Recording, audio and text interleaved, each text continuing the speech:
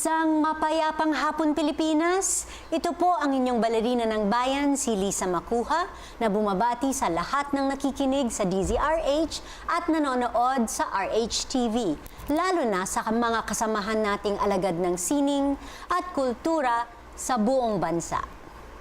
Una sa lahat, gusto naming magpasalamat sa lahat ng nanood ng aming espesyal na pagtatanghal ng Ballet and Ballads with Christian Bautista, na may final show ngayong hapon sa Aliw Theater.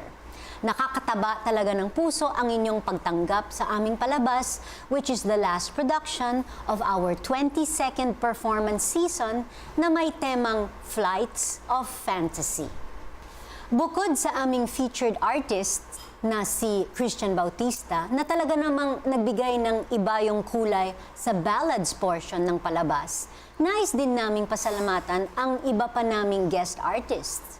Musical artists Andrew Fernando, Jade Richo, Stephanie Aguilar, Crisan Manicantan, Leo Angelo Lanusa, and of course, Mr. George T. Young of the Classical Music Foundation, together with the ABS-CBN Philharmonic Orchestra under the baton of Maestro Joshua Dos Santos. Salamat din and congratulations sa aming guest choreographers na sina Martin Lawrence and Bam Damian, na nagbigay sa atin ng world premieres ng kanilang pinakabagong choreographies, at sa aming mga resident choreographers na sina Osias Barroso, Jerry Francisco at Jonathan Hanolo, na nagbigay buhay naman sa ilang mga awitin ni Christian through their contemporary works. At syempre, hindi pwedeng makalimutan ang buong pangkat ng Ballet Manila na ibinuhos talaga ang kanilang natatanging kakayahan sa pagsayaw para mabigyan ang lahat ng nanonood ng isang unforgettable experience. Sa ating mga sponsors, subscribers, and staff, maraming salamat sa inyong lahat. Now, onward to our 23rd season. Samantala sa ating programa sa hapong ito, makakasama natin ang isang tanyag na scriptwriter, songwriter, photographer at journalist na marami ng pinatay. Pinatay sa kakatawa dahil sa kanyang Palangka Award-winning script na napanood bilang entry sa nakaraang Metro Manila Film Festival, ang Deadma Walking. Huwag kayong aalis, kalahating oras ng masayang kwentuhan ang naghihintay sa ating lahat, kasama ang premyadong manunulat na si Eric Cabahug. Dito lang sa Art2art, magbabalik kami makaraan ng ilang paalala. Si Eric Cabahug ay may 2 dekadang karanasan bilang creative lead sa mga industriya ng advertising, public relations, pelikula, panitikan at telebisyon. Nagtapos ng Bachelor of Arts in Communication, major in Communication Research mula sa University of the Philippines noong 1993, bago naging isang lifestyle section editor at PR writer. Makalipas ang ilang taon, pinasok naman niya ang mundo ng telebisyon bilang creative manager for TV ng Viva Communications Incorporated, kung saan patuloy naman siyang nagsisilbi bilang creative manager for films hanggang sa kasalukuyan. Bilang screenwriter, kabilang sa mga kinatha niyang screenplay ay ang Dayo sa Mundo ng Elementalya noong 2008, Princess Mariam noong 2015, Lumayo Ka Nga Sa Akin noong 2016, at Deadma Walking na nagwagi ng ikalawang gantimpala sa 2016 Palangka Awards for Literature Screenplay Division. Siya rin ang nagsisilbing editorial director ng VRJ Books simula nang itatag ito noong 2015. Bukod dito, isa rin siyang matagumpay na songwriter at naging nominee sa 2012 Awit Awards Best Christmas Recording para sa Merry Christmas Na inawit ng grupong 143. Bilang photography hobbyist, nailathala na rin ang mga larawan niya sa Lonely Planet Guidebook at sa mga local print productions. Isang mainit na pagbati ang hatid ng Art2art sa premyado at multi-talented writer na si Eric Cabahug. Magandang hapon, Eric, and welcome to Art2art. Thank you, Ma'am Lisa. Thank you for having me on the show. First time namin kayong na-guest dito, no? Yes, opo. First time po. And it's such a pleasure and an honor to be invited. But it's not our first time to meet. Yes, Dahil hindi. nabanggit mo nga kanina bago mag-umpisa. Yes, when I was in college in UP Diliman, we had a class assignment to interview an artist for one of our classes. It was a group project. So I think yung isang groupmate ko has some connection with you. So na-interview ka namin. 1990s pa ito, Early no? 90s, Oh, early 90s, or yes. probably late 80s. Kasi nakatira pa ako sa Sa Quezon QC, City yes. noon. Doon ka namin in-interview. So, when this invite came to me, sobrang akong natuwa and sobrang honored nga na, yun nga, mamimit kita ulit. Yes. Well, of course, congratulations sa success ng Deadma Walking. Thank you so much. And dun sa nabasa ko kanina, parang ang dami-dami mong ginagawa. So we will go, Okay. I mean, sa bilang alagad ng sining, ang dami-dami mong ginagawa. No? So let's start off first as a writer. Okay. You've been active in so many forms of communication. Sa PR, sa Yes. journalism, in film, Yes. and television. So, pati na rin Advertising. advertising, Advertising, pati na yes. rin lyrics ng kanta. Yeah, songwriting Okay. Ano ang first love mo? First love, I would say, movies talaga. I'm really into movies. Nagsimula ako manood ng pelikula, bata pa ako. I think I was 7 years old, 8 years old. Madalas akong dalhin ng mga relatives ko, mga magulang ko, manood ng pelikula. So, batang-bata pa lang, movie buff na talaga ako. So, yun. Siguro that would be my first love. Until now, I watch movies all the time. Minsan nagmamarathon. Naalala mo ba yung scene na napanood mo na parang sabi mo pagkatapos mong napanood, gusto kong magsulat ng isang pelikula? Wala sigurong isang pelikulang nagbigay ng ganong pakiramdam sa akin. But it's feeling ko it's an accumulation of all these years of watching movies na parang sabi ko, bakit hindi ko kaya subukan magsulat ng sarili kong pelikula the way I envision it, yung ganon. So, of course, maraming influences, hindi lang pelikulang Pilipino, kundi also mga Hollywood movies. So, wala naman akong even European films. So, wala naman akong discriminate. So, Asian cinema. So, lahat yan pinapanood ko. Okay. Yun. So, yun. Wala namang moment, eureka moment na gano'n. Okay. So, I think it just flowed naturally. So let's talk about the movie, yung iyong Yes. Palangka Award-winning screenplay na Deadma naging Walking. entry sa MMFF last year, Deadma Walking. So, obviously, play siya ng words sa Dead Man Walking. Dead Man Yeah. Well, actually, to be honest, when I was writing the script, I was thinking of a title. Ang reference ko talaga was the TV series, the Hollywood TV series na Walking Dead. So Walking Dead. So sabi Okay. ka, I played around with it. So binaliktad ko lang and I made it Filipino. So ginawa kong Dead Walking, and since the lead characters are both gay, madalas na ginagamit natin or the common pananalita natin yung Deadma. Deadma. And so ginawa kong Deadma Walking, and of course within the story kailangan din siya kasing mang Deadma dahil dun sa sarili niyang lamay na finake niya, nag-attend siya doon, and syempre hindi siya pwedeng makihalubilo ng masyado, hindi siya pwedeng maki-interact masyado. So, Deadma lang siya, nakikinig lang, nanonood lang, nagmamasid. So, ganun siya, kaya siya Deadma Walking in his own wake. Okay. Yun, so it's really a play. And then, later on ko lang na-realize na, it's Deadman Walking nga. Kasi, the character kasi, kaya niya naisip yun na mag-fake ng wake and ng death and wake is because nataningan na siya ng parang may terminal illness siya, nataningan na siya. So he's practically a dead man walking, he's just waiting for his death. Ganon. So yun, maraming layers yun, na ganon. So, can you take us through yung creative process? Let's say specifically for Deadma Walking. I mean, paano mo nakuha yung idea, yung concept, ilang taon o buwan o linggo mong trinabaho yung screenplay? Taon. Hindi naman. Siguro, no, I've been working on getting the screenplay to be a movie, to be produced for like 3 years. Nasulat ko siya noong 2014, summer of 2014. Nasulat ko yung script. Nasimulan ko yung script ng 2014 and then natapos ko towards the end of 2014. Maraming inspirations for the script. One of which is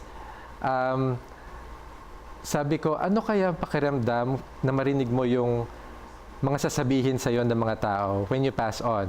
Kasi 'di ba sa mga may particular lines sa movie that parang hindi na kasi maririnig natin eh. When we pass on, hindi natin maririnig yung mga sasabihin ng mga tao, yung mga eulogies ng mga tao about us. So parang it's a waste naman na parang anin pa yung damo kung wala na yung kabayo, 'di ba? So sabi ko, it would be fun siguro to hear what people would have to say about you. So, yun ang one of the germs for the story.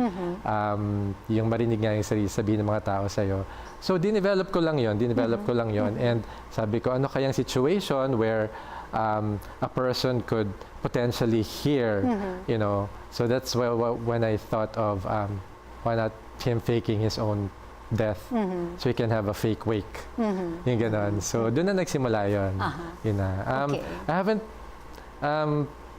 siguro death has been always at the back of my mind. And also one of the inspirations for writing the movie as I wrote it is to present viewers or readers with a different view on death. Kasi usually, parang kinakatakutan natin yung death eh. My message or, you know, my insight was, hindi dapat katakutan yon. Actually, dapat nating the wake itself should be a celebration of our life. Yon. So, yun yung isa sa inspirations ng movie. So, bakit ang tagal? Parang 3 taon bago naging pelikula yung iyong screenplay? Generally naman kasi mahirap naman talaga to get a movie done. So, I wrote it at the end of 2014, shopped it around, entered it in independent film festivals, yung may film grants, ganyan. And also, I pitched it to some producers. And of course, iba-iba yung direction sa mga producers. May kanya-kanya silang goals paggawa ng pelikula. So, hindi lang nag-swak siguro yung material with the objectives of the producers that I talked to. And then sa film festivals naman, we were lucky enough to be chosen as a semi-finalist in one indie film festival grant. We were number 11 actually. Number 11. 10 lang ikukunin nila.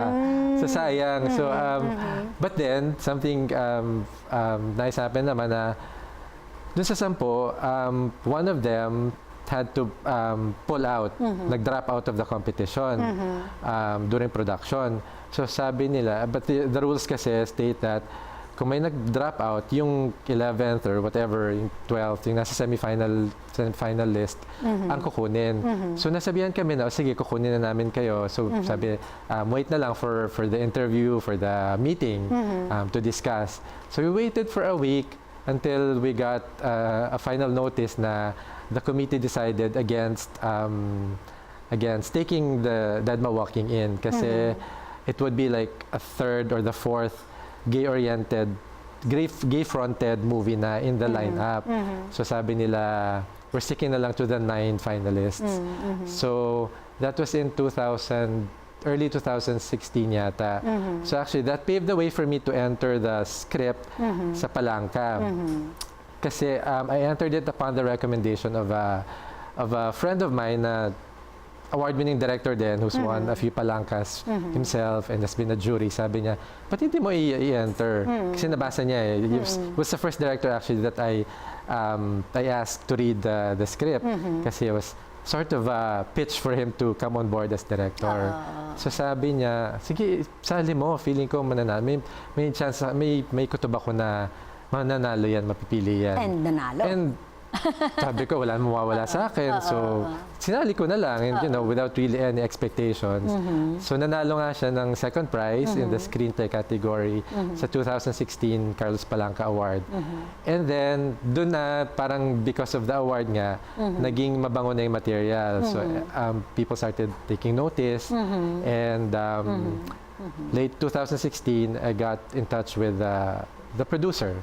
And he loved the script on first reading, and he decided right then and there to produce the movie.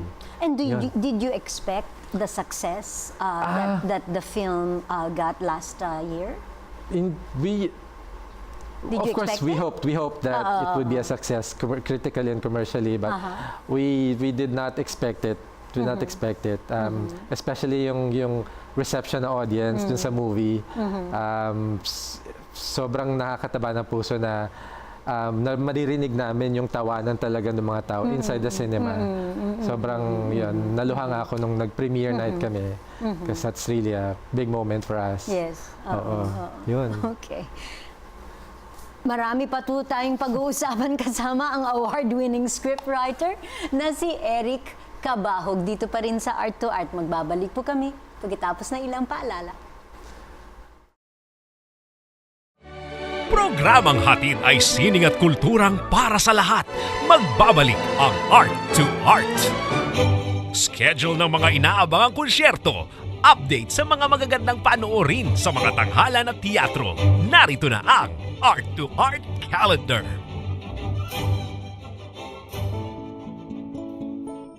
Narito ang ating Arts Calendar sa pelikula. Bilang pagdiriwang ng Arts Month, itatanghal ang Pelikultura, the Calabar Zone Film Festival 2018 mula February 19 hanggang 21 sa UP Los Baños. Nasa ika-8 taon na ito'y pagtitipon-tipon ng mga film scholars, artists, enthusiasts at filmmakers mula sa Cavite, Laguna, Batangas, Rizal at Quezon na tinatawag na Calabar Zone. Ang festival na may temang Imagining Landscapes Beyond ay bubuksan ng documentary feature na pinamagatang The Crescent Rising ni Sharon Dayok sa February 19. Para sa kumpletong schedule at ticket, bumisita sa Facebook page na Pelikultura o kaya mag-email peliculab@gmail.com. Sa teatro, inihahandog ng Cultural Center of the Philippines, Tanghalang Pilipino at Visa ang Nang Dalawin ng Pag-ibig si Juan Tamad, isang adaptation ni Roddy Vera ng aklat ni national artist Nick Joaquin na Pop Stories for Groovy Kids. Ito ay isang love triangle sa pagitan nina Maria Makiling, Juan Tamad at Monte Banahaw. Mapapanood ito sa Tanghalang Aurelio Tolentino ng CCP Rojas Boulevard, CCP Complex, Pasay City. Magsisimula ang palabas February 16 alas 8 ng gabi. Mapapanood din ito February 17 at February 24, March 3 at 10 alas 3 ng hapon at alas 8 ng gabi. February 18 at February 25, March 4 at March 11 alas 3 ng hapon at February 23, March 2 at March 9 alas 8 ng gabi. Maaaring bumili ng ticket sa CCP. Bilang pagtatapos ng kanilang 50th season, inihahandog ng Philippine Educational Theater Association or PETA ang Filipino adaptation ng Pulitzer Prize-winning drama ni Marcia Norman na pinamagatang Night Mother. Ang dula ay adaptation ni Ian Lumogo at nasa direksyon ni Melvin Lee. Tampok sa Night Mother, sina Eugene Domingo bilang si Jessie na gusto nang magpatiwakal dahil sa kanyang sakit na epilepsy, at Sherry Lara, ang ina na susubukang pigilan ang balak ng kanyang anak. Nagsimula noong February 2, mapapanood pa February 17 at February 24, March 3, 10, 11 at March 18, alas 3 ng hapon at alas 8 ng gabi. February 25, alas 3 ng hapon at March 17, alas 8 ng gabi. Ang PETA Theater Center ay matatagpuan sa number 5 Amar Drive, New Manila, Quezon City. Para sa ticket, tumawag sa 891-9999 o bumisita ticketworld.com.ph. Usapang sining at kultura para sa lahat. Kasama ang balerina ng bayan, si Lisa Macuja. Art2art.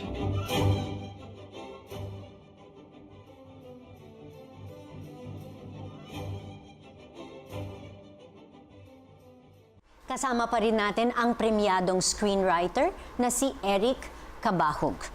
Eric, let's talk about content development. Okay. For different kinds of media, for television, for theater, for movies. Gaano kahalaga ang creative process para sa isang production, and what goes into the aspect of specifically for content development? Content development. In my case, I work with a entertainment company, one of the biggest entertainment companies in the country, who's into movies and TV. Right now, content really is king. Dapat strong yung material to start with para may chance ito na mag-translate into critical and commercial success, whether on film or on TV. Especially on film, hindi na masyadong sure formula ngayon yung mga nakagawian na natin ng mga kwento. I think audiences are looking for fresh ideas, fresh concepts, and yung mga kwento na makaka-relate sila.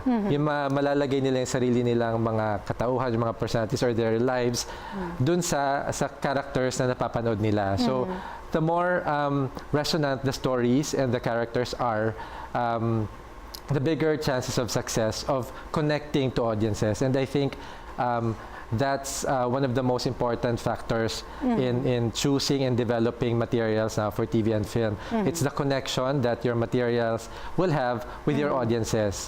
So yun. So ngayon, madalas tayong nasa-surprise na kumikita yung mga movies like Kita Kita, na yung parang without any big stars, pero hundreds and millions ang kita sa box office kasi naka-relate ang mga tao sa kwento niya, sa fresh approach in specifically for Kita Kita, yung fresh approach in the romance, drama, comedy genre.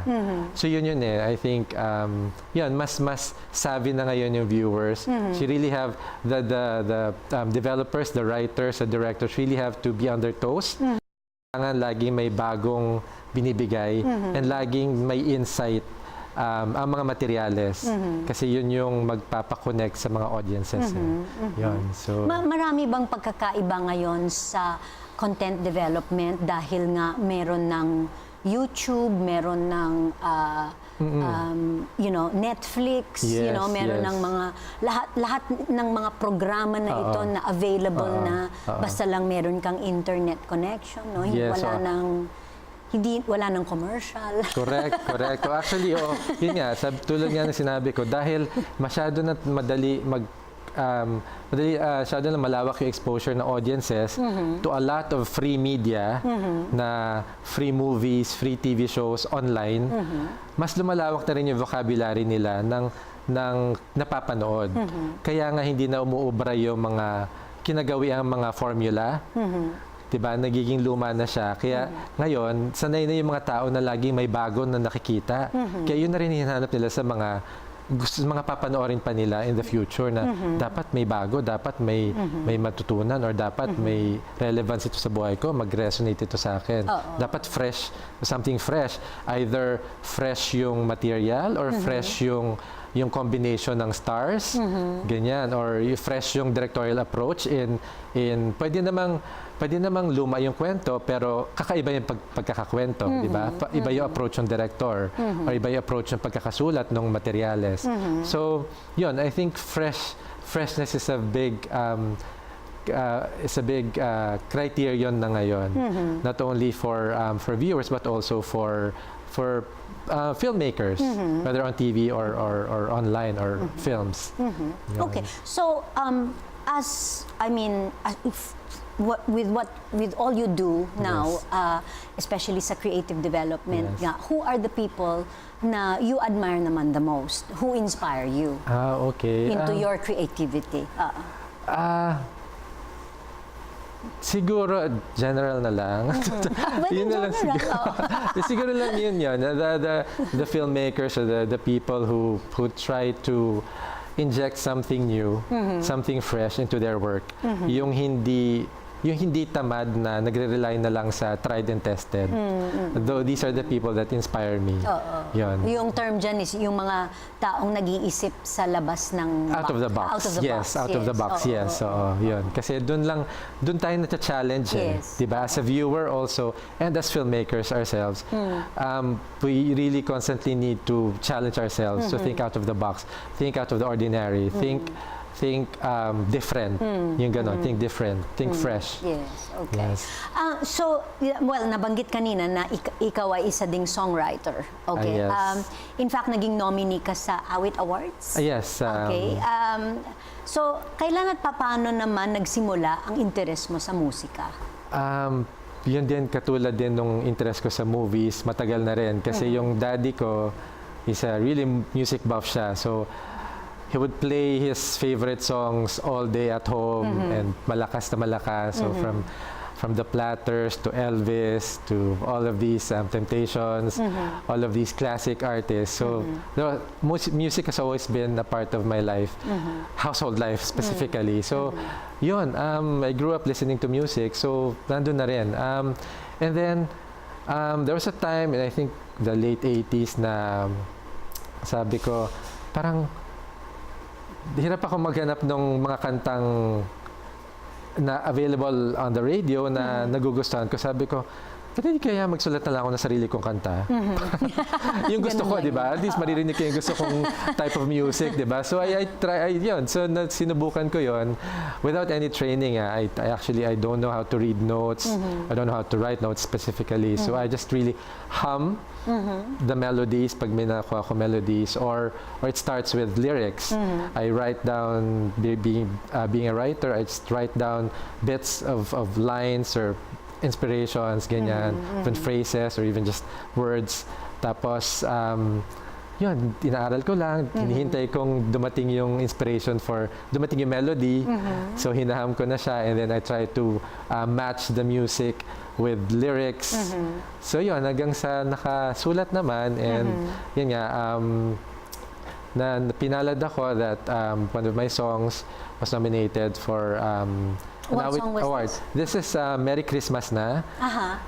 Nominated for Best Christmas Recording in the 2012, I think, Awit Awards. Yun, Awit Awards, parang local counterpart of the Grammys. Okay. Yun, that was an honor in itself kasi I think I was the only newbie in the field of veterans na hindi pa marunong mag-lead hindi ng pa notes. marunong I actually don't even play an instrument. Okay. So kanta lang talaga, and I'm not really a good singer, not really a great singer. So yun, super honor na sa akin. So I actually didn't mind that I did not win the award. It went to Noel Cabangon, if I'm not mistaken. Ayun, so that was my first nomination, and sa Metro Manila Film Festival last year nga for Dead Ma Walking, kasi the movie had 4 songs na sinulat ko rin. And one of the songs, the theme song of the movie actually, yung Biyaheng Langit, was nominated for Best Song. Yun. So, unfortunately, hindi rin nanalo, but that's fine. Well, the nomination is there. Exactly. And the winner was Hale, which is a, veteran band na yan. So, yun. Okay na yun. Okay na ako doon. Okay. Let's talk about a project naman na recommend mo sa Viva Films. As creative manager, you recommended a young adult book, okay, which became the company's biggest blockbuster in 5 years. So, can you tell us about that project and how naman na-introduce itong for the company, for new business opportunities? This is the movie called Diary ng Pangit. Nakita kasi, well, when my position kasi in Viva is creative manager for film. So one of the duties of the creative research development team is to look for materials na pwedeng gawing pelikula, whether adaptation of a play or a book or an online story or a TV show, ganyan na pwedeng i-adapt. So as actively looking for materials everywhere I could find, and nakita ko itong this book in a bookstore. It's called Diary ng Pangit. Title pa lang, na parang nahook na ako eh, di ba? Diary ng Pangit. It's such a fun title. And then nakalagay doon, it had millions and millions of like 12, 14 million reads in Wattpad. Wattpad is like an online site where writers, published or unpublished, can upload their stories. So it was a popular story in Wattpad, and then pinpublish siya as a paperback novel, series of 4 novels. So sabi ko, oy, this looks interesting, this sounds interesting, and then so I read it. It's so funny, and tamang-tama. At that point, we were looking really for a material that we could use to launch a new batch of young stars. Since the story is about young college kids, yung ganon, having basta yan. So I recommended it to Viva na take a look at it, and then yun na nga, we got the rights we got the movie rights for the book, and ayun, became a bit surprise hit even for us kasi the cast was really hindi pa kilala young stars hindi pa kilala. Si James Reid and Nadine Lustre were not household names back then, so it was really a gamble, and it paid off. We were so happy that it paid off, and that project actually led to the creation of a publishing department within Viva that I'm also now heading. So we're publishing books na rin sa Viva. So ano na lang hindi mo ginagawa? Ano ba? I mean, with the many hats you wear, I know, I mean, how do you like refuel your creativity? Or basically, how do you spend your free time? Kasi parang even reading or say watching movies or watching TV. Di ba, for us, parang that's what we would do during our free time. Pero for you, that's actually part of your work, yeah, no? part of the work, but I enjoy it naman kasi, di ba? So passion ko nga yun, and talagang love ko rin nga movies and music. So I don't consider it work. So parang I guess it's what you call hitting 2 birds with 1 stone, di ba? So parang research na rin without meaning to, while I'm having a fun pa, di ba? I actually have a lot of free time actually, and I'm not naman as prolific a writer or a reader as I should be. I should read more and write more. So but fortunately naman, hindi naman ako nape-pressure din. Parang walang pressure to churn out a lot of output myself, yung ganon. So, yun. Okay. Sige. So, to wrap up, looking back at your UP student self na in-interview mo ako. Yes. Okay, now na nakaupo ka dyan, ako nag-i-interview sa'yo. I know. Ano ngayon ang feeling mo? At saka ano ngayon ang masasabi mo sa lahat ng mga bata ngayon na nakikinig sa atin, nanonood sa atin, who also want to go for their dreams?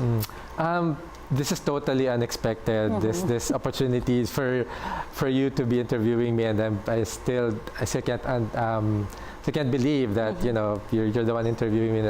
I don't think I deserve it, but I'm thankful for this opportunity and this honor. Siguro, as I always say, ako just keep going. Whatever whatever their passion is, they should just stick to it. And specifically for wannabe writers, ako sulat lang ng sulat. Just keep writing and write because you have stories to tell. Write because you want to inspire, you want to entertain, you want to amuse, you want to provoke thought, you want to touch other people. Just write for that. Don't write because you want to be famous, or don't write because you want to be rich, or have these things will just follow and there's no bigger reward than hearing your readers, your audience getting inspired by your work. Yun yun eh. Getting their feedback, yung ganun. So yun actually yung the biggest gift that we got for Deadma Walking was getting really the audience reactions na how much they love the movie, they were touched by the movie, and na napaisip sila that some of them na parang mas na-value nila yung friendships nila, your family nila, and na-inspire sila na not to wait for people in our lives to be gone for us to tell them we love them or how much they mean to us. So yun. Yun. Okay. And any future projects that naabangan natin in the making? Nothing specifically, but I'm actually after this meeting, after this interview, I'm off to a meeting to explore a movie. So hopefully matuloy yun. Oo, sige, aabangan natin yan. Yes, we'll let you know. Maraming salamat. Eric, Salamat. Pagdala mo dito sa amin sa It's Art2art. such a pleasure and an honor for me. Hanggang sa susunod na linggo, samahan ninyo kami ulit dito sa Art2art, kung saan ang usapang sining at kultura ay para sa lahat. Ito po ang inyong balerina ng bayan, Lisa Macuja, nagpupugay sa artistang Pilipino.